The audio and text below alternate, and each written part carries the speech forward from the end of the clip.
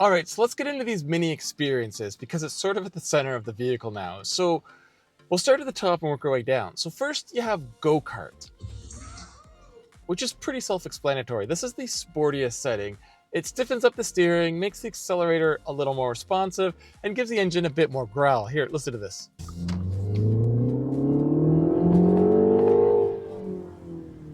Nice little growl.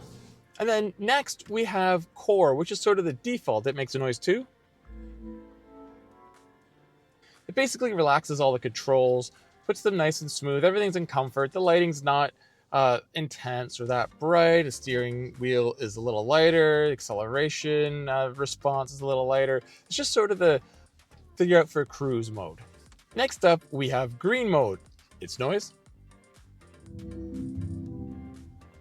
So this is about efficiency, which it says right on the screen when you turn it on. There's a bonus range tracker about how much fuel you're saving as you drive. There's other things telling you how your efficiency is going. It has some green lighting to go with the green mode, and the engine sound's reduced. Well, you know, not engine sound, the sound the car's producing through the speakers as the engine sound. Not to say the engine is completely silent, it does make noise, but you know what I'm getting at. Next is Vivid. Here's its noise. So Vivid's kind of cool. As the name suggests, it's all about being bright and sort of in your face. So it defaults to whatever you're listening to through the audio system. So if you're using a phone, a streaming service, satellite radio, whatever. And if there's cover art to go with the song you're listening to, the screen will actually adjust its colors, as will the projections, to incorporate the main colors of that art. So it's usually a sort of mauve color to begin with, but then other sections will highlight into greens or blues or yellows or reds or whatever is on the album cover. It's a bit of a gimmick, but again, this is a very youthful, fun vehicle inside, and this is something I think they'd appreciate. I'm not a youth. I still think it's cool though. So next we have Timeless. Here's its noise. Well, a little delay there, but it came. So Timeless is sort of what it makes it sound like. It defaults to the gauge screen, which has some old school looking letters and numbers and gauges to sort of mimic the original Minis. It's pretty cool. Other than that, it doesn't really change how the vehicle performs, but the engine note Mini claims it's a mixture of a 1959 Mini with the first modern JCW, which would be sort of the mid-2000s Mini. Here, have a listen.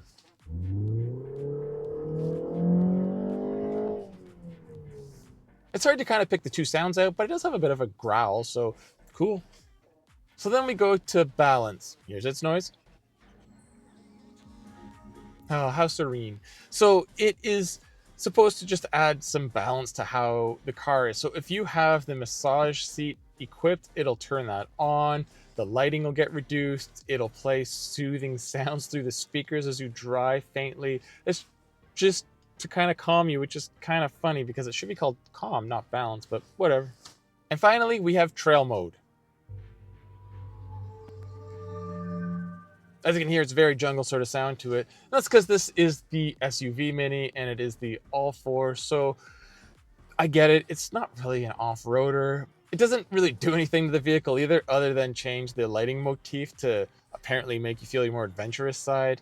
I mean, this potentially is one of the most gimmicky one of the experiences, but I guess it's all about setting your mood, and it's just fun to play with. And that's what people want nowadays with technology. They want customizable, adjustable whatevers. We're the smartphone generation. Well, I'm not, but you know, I guess I am. We're all smartphone obsessed. I mean, even people in their 80s down to 6 are all over their smartphones.